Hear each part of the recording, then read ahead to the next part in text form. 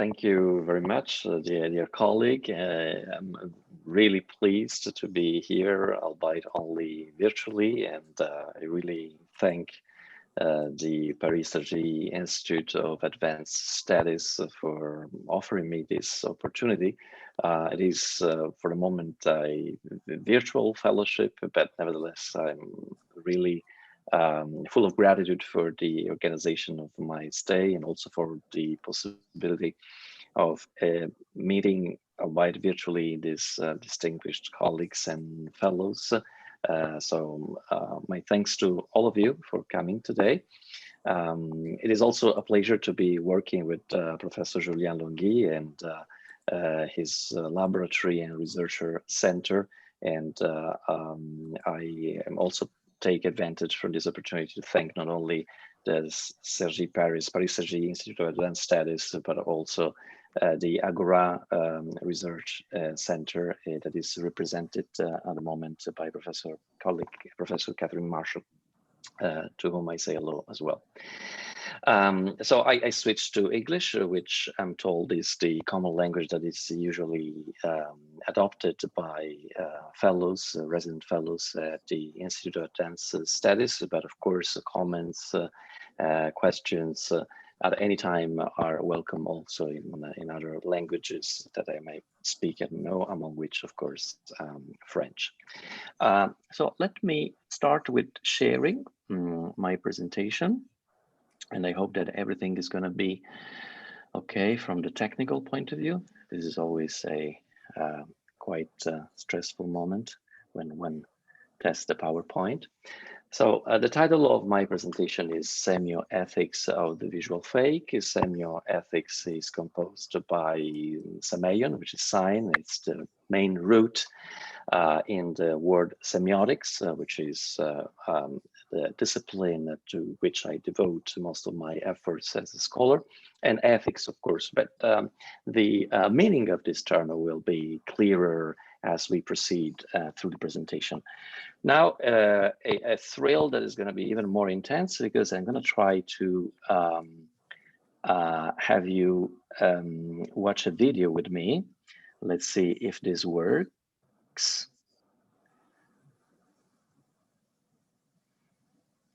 I don't know if you can perceive the audio as well. If you don't, it's not really important in this circumstance because sometimes Zoom has a problem with sharing audio contents, but what matters really is the video, the footage, so don't worry.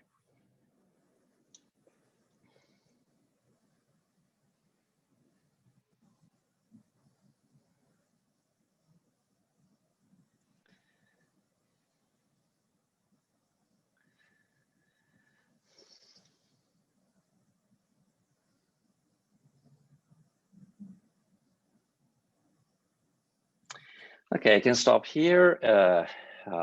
I came across this footage, this video, through Facebook, through this very known platform. A colleague of mine from a Latin American university had shared this video. And this video was taken from another page in the same platform. And in the previous platform, the video had been shared with the caption that you can see in my presentation. So Italian police forces remove helmets and face masks during a no mask demonstration in Turin. This video was shared by this colleague of mine, another semiotician and an expert in communication studies, actually a very distinguished scholar, who happens to be a representative, very vocal representative of the no-vax and no-mask movement in a Latin American country. I'm not going to disclose my personal ideas toward this kind of position and stance, but I was quite impressed by the fact that he had shared this video that allegedly would represent Italian police forces removing their helmets and face masks during a no-mask demonstration in Turin and being applauded by the protesters, by people taking part in the demonstration, so as to cheer this gesture of theirs as a gesture of solidarity towards the protesters, as a gesture of actually symbolically join forces with the demonstration itself. This video impressed me not so much for its content, but because I had actually seen this video. I had already seen it, but I hadn't seen it this year. I had seen it in 2013, because this video was actually made in 2013. This video was made during a demonstration of a group of protesters who went under the name in Italian at that time, perhaps my Italian colleague Maria Giulia Dondero remembers, I forconi, the big forks. And it's kind of a countryside folkloristic version of Gilets jaunes in France. The movement in Italy dwindled away in a few months, but nevertheless, there was some important demonstrations in 2013 in Turin, and this footage was made the 8th of December 2013. Were policemen at that time, the 8th of December 2013, showing solidarity towards the protesters? Well, that was also somehow questioned, because police sources at that time, I went back to the comments that were available on the internet, also official comments by the Italian police, actually stated that removing helmets is removing their helmets, and they applauded. And by the fact itself of applauding at the policemen, they transformed that gesture into a gesture of solidarity. They somehow appropriated this gesture in order to turn it in their favor. And at that point, there was very little that policemen could do, because they had to follow the rules, so they couldn't actually put their helmets on again. But at the same time, they couldn't either say anything in order to reject the fact that people were applauding, attributing to them an intention that they didn't have. So there was a first manipulation in the demonstration itself. Then there was a second manipulation in the visual syntax of the footage that was proposed through YouTube and other video channels and platforms that were in favor of this protest movement. And then after many years, exactly after 7.5 years, the same footage was manipulated, and the same gesture was manipulated the third time, was appropriated the third time by using that footage in an anachronistic syntax, by actually decontextualize that gesture and recontextualize the same gesture in relation to the no mask movement. That could be done because the gesture was actually a gesture of removal of one's helmet. It was sufficient for someone to say, well, they are removing their helmets, they're also removing their masks. Of course, there were no masks at all worn by policemen in 2013. We didn't have that problem, fortunately, at that time. And it was sufficient for someone to add this comment to the description of this video to somehow make this video believable, to have a no mask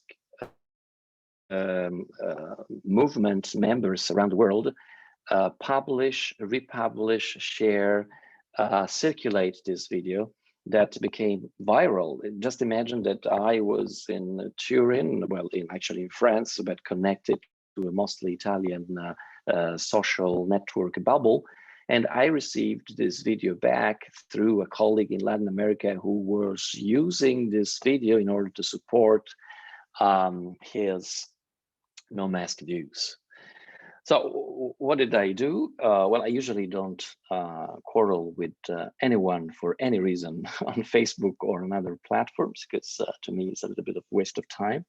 And also I think as a student of digital communication, I should be a little bit above this these practices. But I nevertheless warned my colleague that this video was actually a video that had been taken in 2013.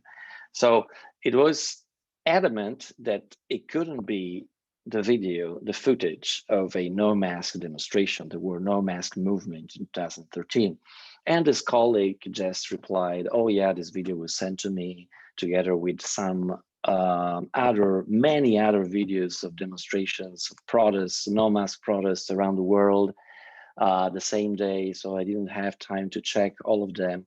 So somehow it turned this lack of attention of his into a further element demonstrating that there were so many no-mask demonstrations around the world, that he had received so much of this footage and so many videos that, of course, it was absolutely normal that one of them, an untruthful one, would escape the filter of his scholarly caution and attention.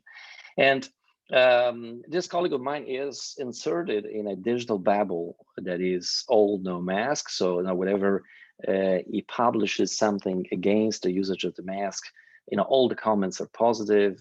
All the commentaries by other people on the same social network platform are all against the usage or the imposition of the mask.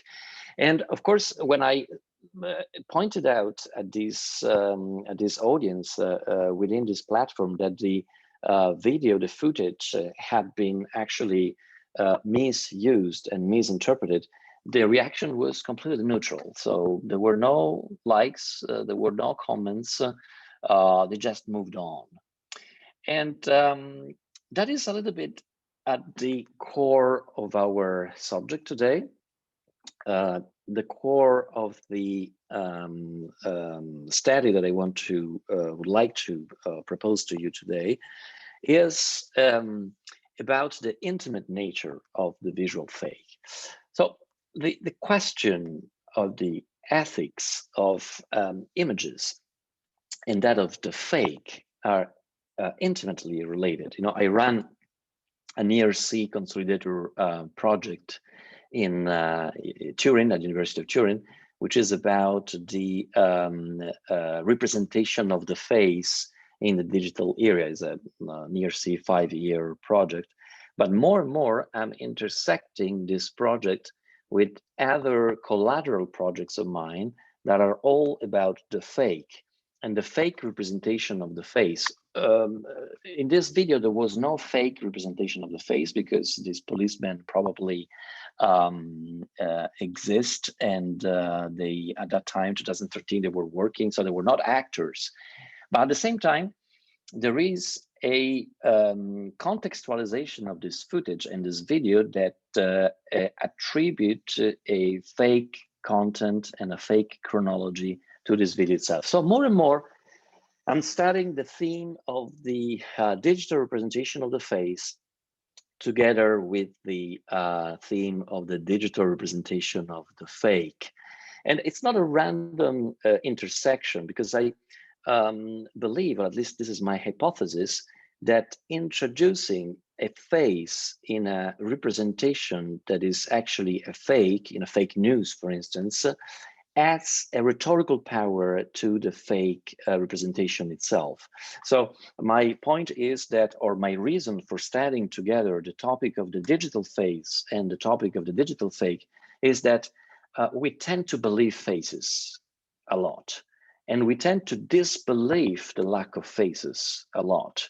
It is a very deep anthropological feature. So whenever there is a fake whose construction involves the appearance of a believable human face, somehow our suspension of disbelief is stronger. At least this is my hypothesis, but I would like to, it's exactly the hypothesis that I would like to test during this 4 months at the Paris Cergy Institute of Advanced Studies.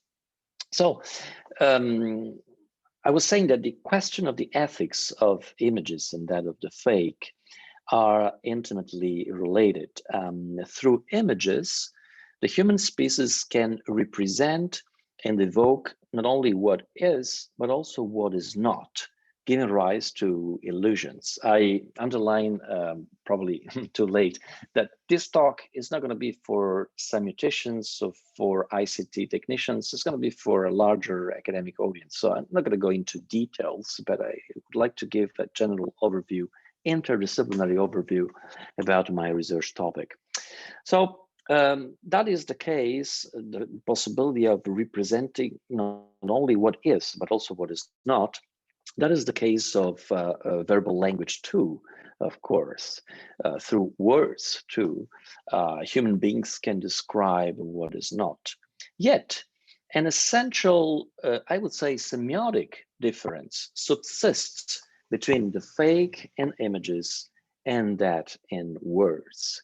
It can be appropriately explained in the terms of Charles Sanders Peirce's semiotics. Charles Sanders Peirce is the founding father of Anglophone semiotics, and also someone might remember one of the greatest US pragmatist and pragmaticist philosophers. So images are predominantly iconic. Their fabric can be in part conventional, yet the core of them is motivated. What they represent is recognized out of material similarity with how they represent it. Words, on the contrary, are largely symbolic. It is through a silent convention that they do what they do. This difference, nested at the roots of language, is crucial as regards the fake in pictures.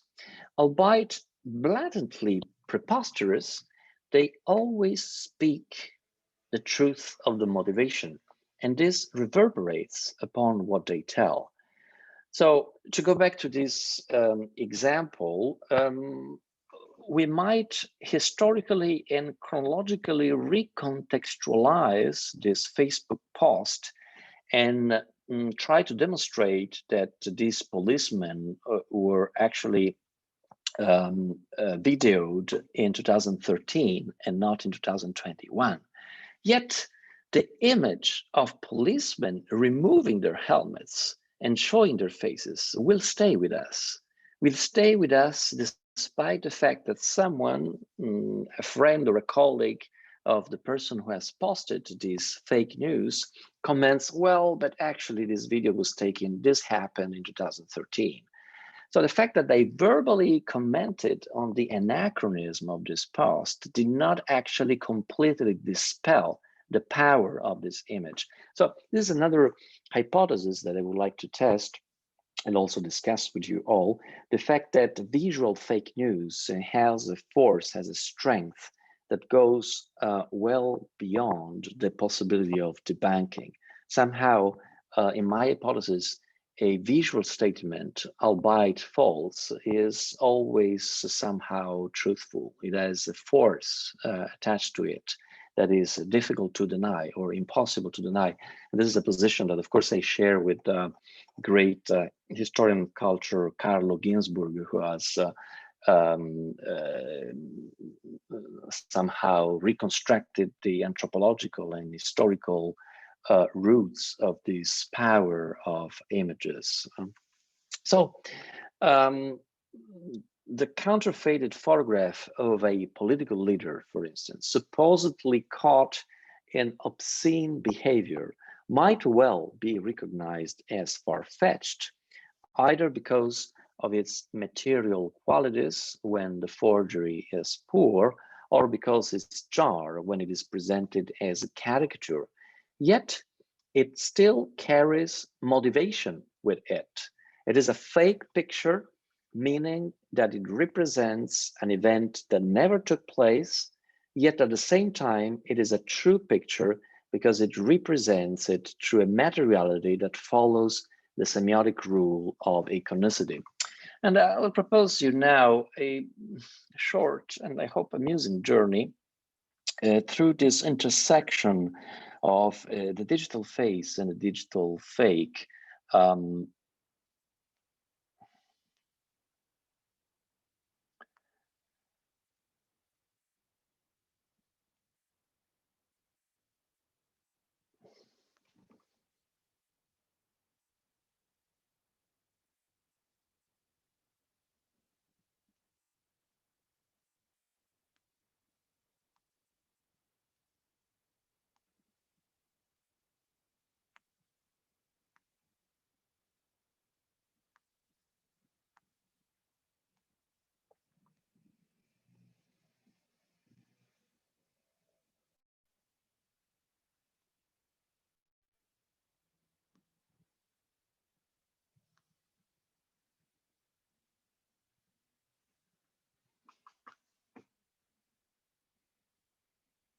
Well, I don't know whether there are some Spanish-speaking colleagues, researchers in the audience, but you have certainly recognized the countenance, the visage, the face of Federico Garcia Lorca.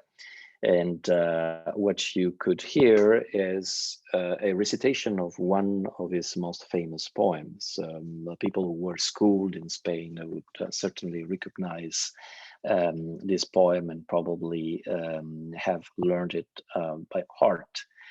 At the same time, it is on the one side evident that this video cannot be truthful from a properly ontological point of view, from a properly, I would say, biological point of view. The face of Federico Garcia Lorca, the head of Federico Garcia Lorca, the body of Federico Garcia Lorca, his mouth, his eyes, his nose, were never actually used at any point in history, in time, in ontological time, to recite this poem as is shown to be recited in this video. This video is what even popular culture and popular press, even gray literature, now identifies as a deep fake. That is, it is a fake visual construction of something that is represented with a very realistic, photorealistic or video realistic effect, but which never took place in the ontology of things, time and space.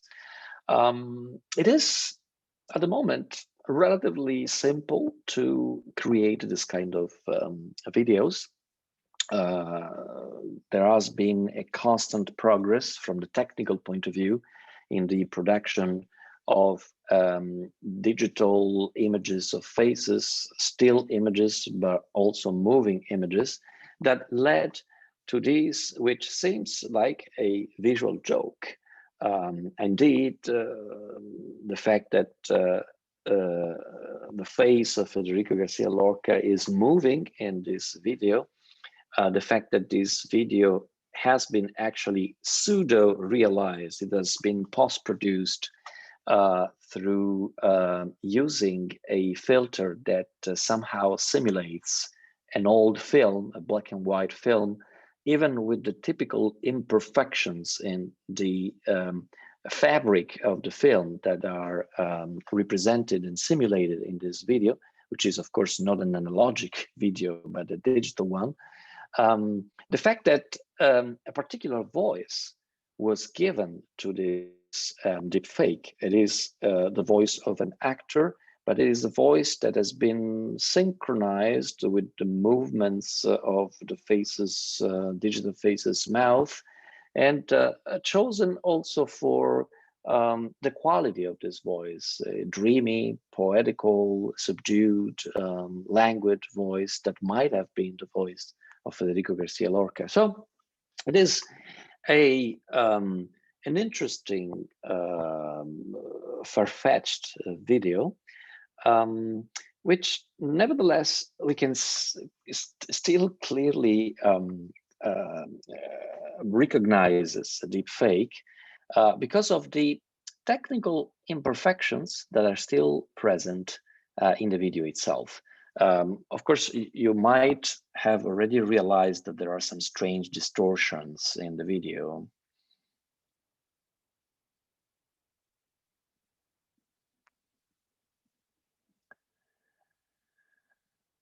Yeah, it is very photorealistic. At the same time, we see that the lower part of the face, and especially the lips and the mouth, move in a way that we could tell is not the natural one.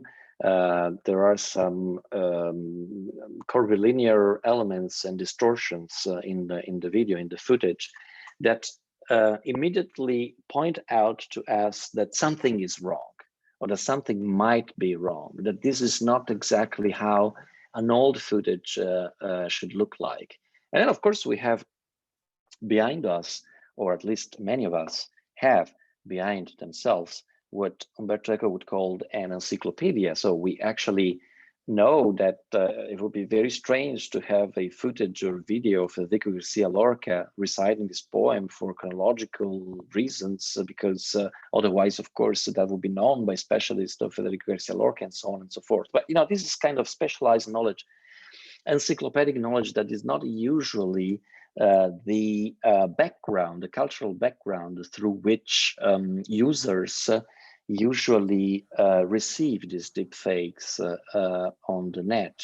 I wouldn't exclude, I wouldn't rule out that even a university student might be fooled into believing that this video is actually a truthful video. So we are talking about an element, a visual element that could circulate in the iconosphere, in the cultural visual sphere, digital sphere, and somehow elicit a definitive suspension of disbelief. Now, this looks like a joke, and there are many of these visual jokes around, which are made somehow to show the powerfulness of this technology. These videos are produced through special neural networks, which are called adversarial or generative neural networks. They've been developed more and more from 2018 on, and they've been increasingly applied not only to the production of still images, so still digital images of faces, but also to digital videos.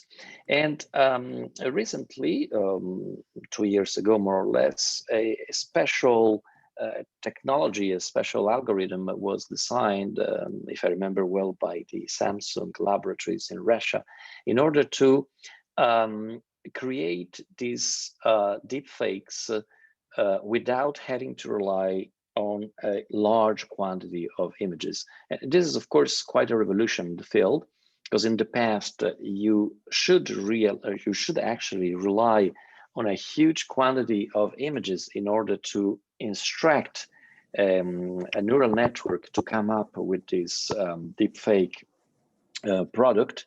But nowadays, a single image of yourself, for instance, could be used in order to give rise to this kind of video. And examples are countless on the net. Some of them are very entertaining, but disquieting at the same time. For instance, this is a particular deepfake of Einstein, who is turned into a linguist and a semiotician, which is actually, of course, it would be fantastic if we could demonstrate that Einstein was also a linguist and a semiotician, but unfortunately, this is a deepfake too.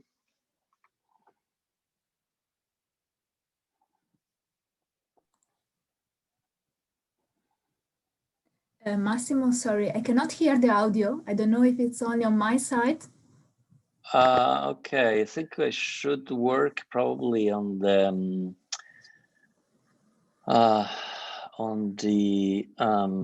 options of sharing sounds. So maybe what about like this? To sense impression. Perfect. Yes. Okay, so well, the previous one was just Federico Garcia Lorca. La muchacha dorada se bañaba en el agua. Yeah. Y el agua se doraba.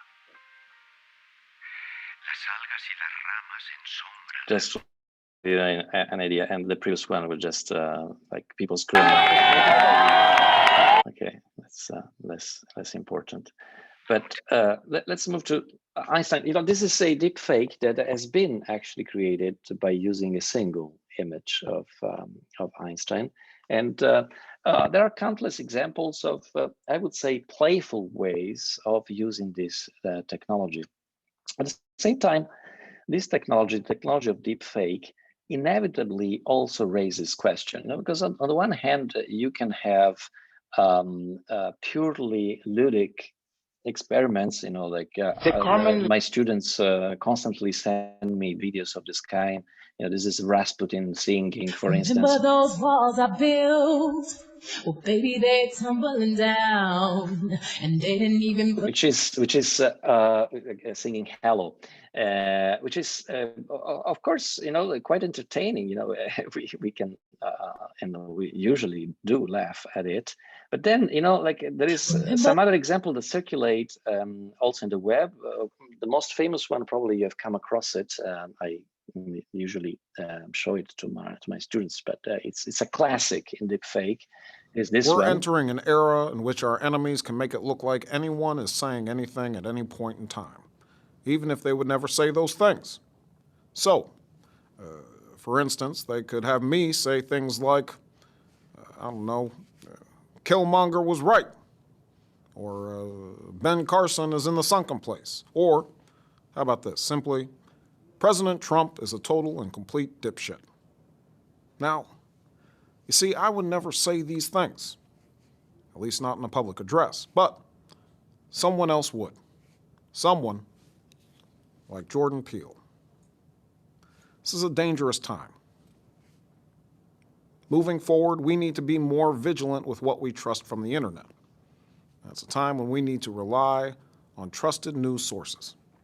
Okay, the usual impact that this video has on people is different from the impact that Rasputin singing or Einstein talking about linguistics and semiotics has on viewers, or the impact of Federico Garcia Lorca reciting a poem that he never recited. Because in this case, we have an authoritative figure, a politician, who's actually shown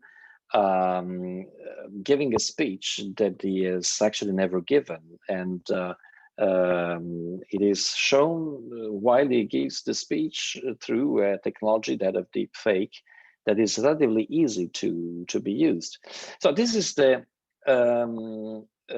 kind of deep fake video that normally alerts people toward the possible danger of deep fakes. Although this is quite a simplistic reaction, because in my mind, the reaction toward this kind of video should be different. We shouldn't think only, okay, wow, this is not actually Obama. This is a simulacrum, digital simulacrum of Obama that has been generated through GANs, to generative adversarial networks, and then a particularly apt impersonator has lent his voice to this deep fake, so that the realism of the digital representation of fake was tremendously enhanced. But why are we so sure that this is a deep fake? Couldn't it be that actually the deep fake is the impersonator and not Obama, that the slight imperfections in the way Obama moves his lips haven't been actually added to the deep fake itself? So couldn't it be that this is not a deep fake, but a digital simulation of a deep fake? How can we know? Well, the problem is that we cannot know. And this is the main point of reflection, but also perhaps of preoccupation in relation to how technologies of the digital fake are evolving.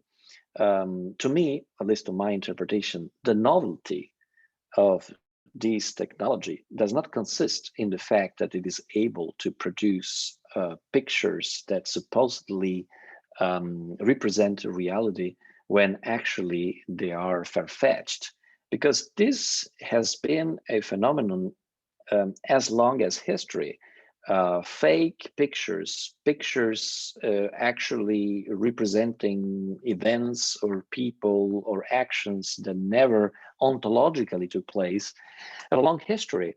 There was even a genre in art history that you're probably familiar with, called trompe-l'œil in French, which is exactly the same thing. Like for one moment, you are cajoled, you are encouraged to believe that the representation, the pictorial representation, is not actually one, but it is a pure appearance of reality.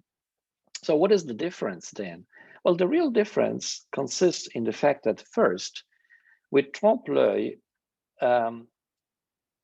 the most important part of this term was not trompe, that means cheat, deceive, but l'œil, that is the eye, because the eye was the main addressee of this pictorial technique. So the eye was able to be deceived, to deceive itself, but it was also able to somehow undeceive itself, to debunk the trompe-l'œil. The trompe-l'œil was not a visual fake, it was a simulation of the visual fake. It was something that rhetorically pointed at the skills of the painter. So as a viewer, as a spectator, you should see the trompe-l'œil, be deceived for one instant, and then immediately realize, oh, but this is not true. I mean, this is just a painting, you know, and then think, oh, wow, this painter is absolutely amazing. What skills, you know? But this is not the case with the most advanced deep fakes. That was the case with the initial deep fakes. You should watch Federico Garcia Lorca reciting a poem, and then immediately realize that something was wrong, exactly like in a trompe-l'œil. And then by the sheer force and abilities of your eyes and understanding, think, oh, wow, what a wonderful technology. You know, what wonderful things can be done. You know, this is really amazing. It's a digital trompe-l'œil. But as technology advances and progresses, less and less we are actually able to realize with our naked eyes that the digital trompe-l'œil is actually a trompe-l'œil. And this is the main difference with, let's say, historical instances of the same phenomenon. In the past, there was the forger and there was the connoisseur. There was someone who would create a fake painting by copying a great master, and there was someone else who would, by his own eyes, by the sheer skills of his eyes, look into the painting and see, okay, this painting is actually a fake, it's not a real one. But images that are created nowadays more and more by generative adversarial networks cannot actually be debunked, and less can be debunked by the naked eye. We need actually other generative adversarial networks in order to realize that some images have been created by generative adversarial networks. So the real novelty is not the fact that we have this powerful digital technology that creates digital fakes. The real novelty to me is that in order to debunk the digital fake, we need a digital eye. So we cannot do it directly. We must actually delegate machines. It's not us against the machines, it's the machines against the machines. You know, we are out of the system, we are out of the picture. So there are several examples that I would like to show to us, to you. Well, I had a lot of footage, but of course I cannot show it all today. So I just move on. A very important character in French history, Napoleon, and this is a representation that is very famous. It is a representation that is attributed to Jacques-Louis David, as probably the most famous portrait of the Emperor Napoleon in his study at the Tuileries, 1812. And the model was the funerary mask of Napoleon. We could go into the details of how these two representations are similar but also different at the same time. You know, like the main difference is that death masks were produced, cherished, and became a sort of a treasure because they had what semioticians would call an indexical relation with the face. So they were creating by someone who had access to the physicality of the face, who could literally put some material like plaster, other kinds of modeling materials on the face of the dead person. You don't have the same relation between the represented object and the representing sign in a painting. You know, you can come up with a painting without actually being in physical contact with Napoleon, But you cannot come up with a death mask if you are not in physical contact with Napoleon. Otherwise, what you create is not a death mask, it's a sculpture, it's something different. It's a figment of your imagination. But this is presented as a death mask. So it is presented as a sign that carries somehow a connotation of truthfulness. Although we know that it's not exactly the case, because death masks too rely on materials, techniques. The face immediately decomposes itself after death. So the face of dead people, unfortunately, changes very rapidly after the person is dead. So it is also by a certain convention that we believe that death mask is actually a truthful representation. But anyway, we can still tell the difference between the death mask and a pictorial representation executed by a great painter. We tend to believe that the first item is more historical relevant and it provides more evidence than the second item. So this has an incredibly long tradition of influence on how a pictorial visual tradition is created. But when Harry Koster makes a movie about Napoleon, or has Napoleon as one of the characters of this famous Désiré movie, 1954, Marlon Brando is actually somehow transformed into an image that resembles that of the pictorial image created by David. Why am I showing this to you? Because then there is a tendency now in iconography to use all these images without distinction in order to feed machines, to feed, for instance, generative adversarial networks, and to ask the networks, so what is the true face of Napoleon? How did Napoleon look like? I just feed the neural network with all the images of Napoleon I can come across, and what is resulting from it is a digital face that has a particular rhetorical value attached to it. When I'm shown this digital face, newspapers, for instance, I'm usually told this is the truthful face of Napoleon. This is the face of Napoleon that has been created. It has been created through artificial intelligence. So when the common reader reads such news, the immediate idea is, wow, so this must be truthful. This is a truthful representation. This is actually more truthful than the painting by David. But it's absolutely the contrary. I mean, probably the painting by David was closer to, let's say, the biological face of Napoleon than this product of artificial intelligence. First of all, because what is not told and said in these newspapers, so let's say, scoop articles, pop gray literature, etc., is that depending on how you feed neural networks, the result will be different. Depending on how you instruct the neural networks and what kind of visual sources you give to neural networks, artificial intelligence will produce different results. So this is another interesting aspect at the crossroad of, let's say, the digital face and the digital fake.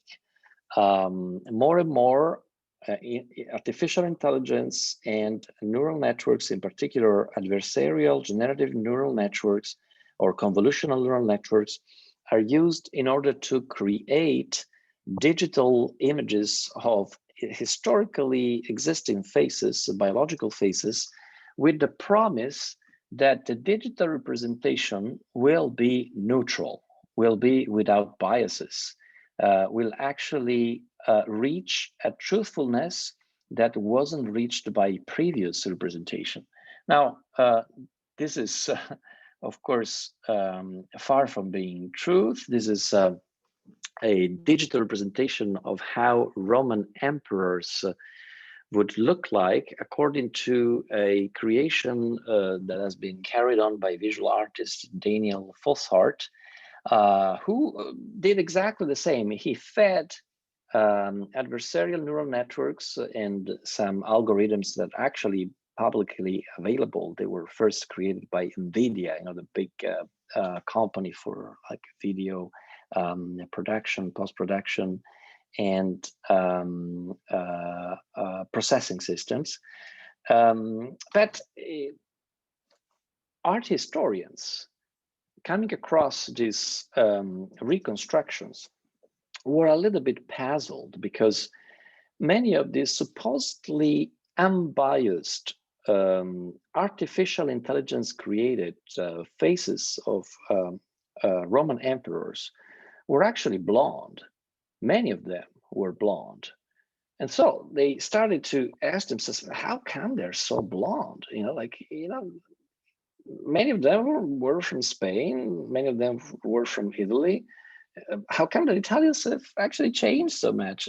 It's not Italians who have changed so much, is that these visual artists fed the neural networks with a lot of 1930s German iconography books, who of course would represent the Roman emperors a little bit blonde, because it was a way to connect them with the ideological reusage and reinterpretation of the idea of the Roman Empire by Mussolini first and then by Hitler.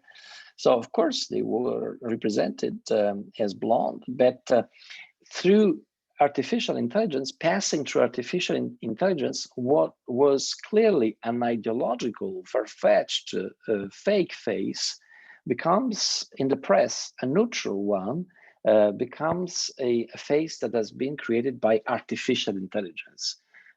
This is not true, of course. It is artificial intelligence fed by human stupidity, which gives, as a result, artificial stupidity, and not only artificial intelligence. So there are many of these cases that are, at the time under observation in my research project. And of course, the frontier is not only the moving image, because more and more faces are being not only digitally created in still images or in videos, but also in three-dimensional images, in virtual reality, and also in the form of masks that are ultra realistic and that challenge even more our idea of what a real face is, or what a fake face is. This is a famous fake face producer. It's called Osamu Kitagawa, who's actually someone who used to work for a photocopy company, and then he switched quite interestingly to creating a company that produces ultra-realistic three-dimensional masks reproducing the face of people who commission these masks themselves. And the result is very impressive, to the point that Osamu Kitagawa's masks are actually used by Apple in order to test the device for face recognition that is now in the most advanced Apple phones, including the iPhone 12, which, by the way, do not work with masks on, so big problem. So this is a brief video about him. I guess I have only 4 minutes. Well, just a reference to some French material. This is Gilbert Chicly. Probably you have come across him in the French press. He's a great Franco-Israeli impersonator, and he actually convinced some very big shot donors around the world, including some tycoons or emirs in the Emirates, to finance a supposed French endeavor against international Islamic terrorism by impersonating the French Minister for Foreign Affairs And so usually using some like silicone masks that are actually available in the market in order to carry on this kind of illegal criminal activity. So this is a pragmatic use of the face fake. But let me conclude by pointing perhaps at how difficult it constantly currently is to distinguish with the naked eye what is a fake face. You know, these are all digital representations of faces that do not actually belong to anyone, so they do not represent any biological faces. It's a company that produces through adversarial networks these faces. These faces can be also post-produced. There is a face generator that you can buy. I mean, applications are many. You can use them, for instance, in this period in which it is very difficult to work with real models, because you have to have models come into a studio. You can have fake, visages used, but it raises many questions about our ability to distinguish between what is truth, what is untruth, and to distinguish especially between the fictional and documentary, because this is the big issue. This is an image of a hologram that is used at the Shoah Center at the University of Southern California, in which you have the hologram of a Shoah survivor who, through artificial intelligence, interacts with visitors and answers the questions of visitors. But the person who is represented through this hologram is not alive anymore.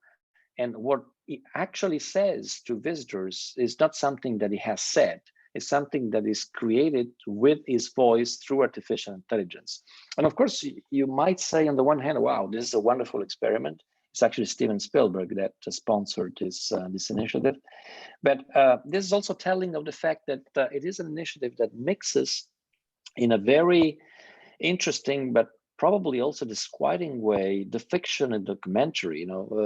What if this museum falls into wrong hands? What if this hologram falls into wrong hands? So what if someone had this hologram actually pronouncing statements not in order to rememorate past historical experience, but to deny them? This is a little bit the idea of the necessity of developing a semioethics of the digital image, because there are many instruments that are used currently to try to help people to identify what an authentic face is, for instance, Microsoft Face Authenticator or others, but they're constantly outsmarted by new digital fake technology. So we cannot rely on a method like the Morelli's method. Giovanni Morelli was the one who invented a system in order to distinguish what a fake painting was by looking at some very specific details in paintings. He realized that Fra Filippo, Filippino, Signorelli, Mantegna, they had special way to paint the lobes of the ears, for instance. And so by looking at those details, you could tell what a fake painting, whether a painting was a fake. But of course, fake forgers would then learn Morelli's method and paint those lobes exactly in order to simulate the fact that the painting was Bonifacius, Botticelli's, and so on and so forth. So these are some images created by Gans. These are old ones. You can tell that they're still very primitive. You can still spot a lot of problems in the creation. But look at the new algorithms for reproducing hair, for instance. And how sophisticated they are, and how they can morph from one kind of hair to another. Well, finally, let's probably finish with a little game that I proposed to my student. So this is a game that is on the internet. You must guess by clicking on the person who is real. So in this game that is on the internet, has been developed by some very bright colleagues who work with this kind of phenomena. You should tell whether which of the two proposed images is an image that has been created by digitally photographing, like taking a photograph of someone who exists biologically, and on the other hand, a face that has been created by artificial intelligence. And I'm usually pretty good because I'm, this is a fake, and I'm correct. Let's say, well, this is definitely a fake. Here, there are some problems in the symmetry, but you see, right now I'm incorrect. I would have said that this is not a let's say an artificial intelligence created face because of the asymmetry and in the face of this person, but the person is actually existing, biological existing. It is actually this face on the right, which has been created by artificial intelligence. So I've been fooled by this website. And every time I visit this website, I'm fooled more and more because the quality of artificial intelligence created images is improving. So I don't have a solution to the visual fake, but certainly my purpose is to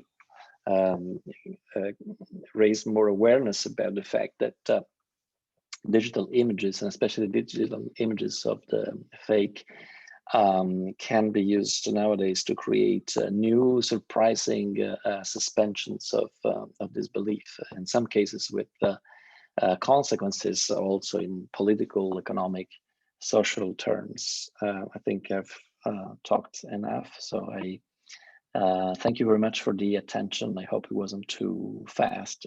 I have a lot of material. I'll be happy to go back to it if there are any questions. Thank you very much. Thank you very much, Massimo, for this excellent, very inspiring talk.